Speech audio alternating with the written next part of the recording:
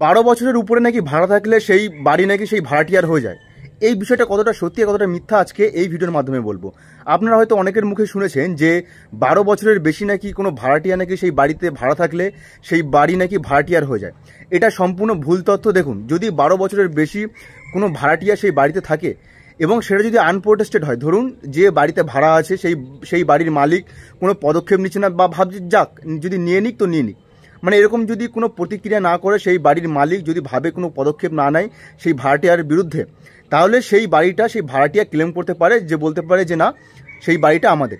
কিন্তু ধরুন এখানে একটা টুইস্ট আছে, যদি সেই বাড়ির মালিক যদি আগে থেকেই থানায় একটা কমপ্লেন করে রাখে বা থানায় কোনো এফআইআর করে রাখে সেই ভাড়াটিয়ার বিরুদ্ধে, তাহলে সেই ভাড়াটিয়া 12 বছর কেন, 12 বছর, 15 বছর, 20 বছর, যত বছর থাকবে না কেন, সেই ভাড়াটিয়ার কিন্তু সেই বাড়িটা হবে না, কারণ সেই মালিক সেই থানায় কিন্তু কমপ্লেন বা এফআইআর করে রেখেছে। তো অনেকের মনে এরকম প্রশ্ন জাগতে পারে যে সেই ভাড়াটিয়া 12 বছর থাকা পর্যন্ত থাকা মানেই সেই বাড়িটা সেই ভাড়াটিয়ার হয়ে গেল। এটা কিন্তু সম্পূর্ণ ভুল তথ্য, আর এই ভুলটা ক্লিয়ার করার জন্য কিন্তু আজকে এই ভিডিওটা করা। আর বেশিরভাগ মানুষ আমাকে আমার কাছে প্রশ্ন করে যে দাদা আমরা 12 বছরের বেশি ভাড়া আছি এবং সেই ভাড়া বাড়ির মালিক আমাদের নামে কমপ্লেন করে রেখেছে বা এফআইআর করে রেখেছে, তাহলে কি আমরা বাড়িটা কি আমাদের নামে হবে বা আমরা কি করতে পারবো? তো তাদেরকে আমি বারবার বলি যে তাহলে কিন্তু তোমরা কিচ্ছু করতে পারবে না, সে তোমরা যত বছরই সেই বাড়িতে ভাড়া থাকো না কেন।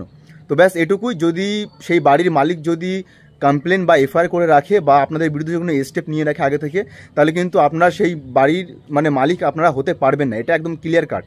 আর যদি সেই বাড়ির মালিক যদি কোনো স্টেপ না নেয়, যদি কোনো সেই বাড়ির সম্পত্তি যদি আনপ্রোটেস্টেড হয়, যদি কোনো প্রোটেস্ট না করে সেই বাড়ির মালিক, তাহলে কিন্তু আপনারা সেই বাড়ি ক্লেম করতে পারবেন নিজেদের বাড়ি হিসাবে, ভাড়াটিয়াদের কথা বলছি। তো ব্যাস এই ভিডিওর মাধ্যমে এটা ক্লিয়ার করতে চাই। আর এই ভিডিওটা সেভ করে রাখুন এবং আপনি যদি প্রথম হন তো অবশ্যই সাবস্ক্রাইব করে বিভাস সরকার ইউটিউব চ্যানেলের পাশে থাকুন, ল উইথ বিভাস। তো ব্যাস এটুকুই।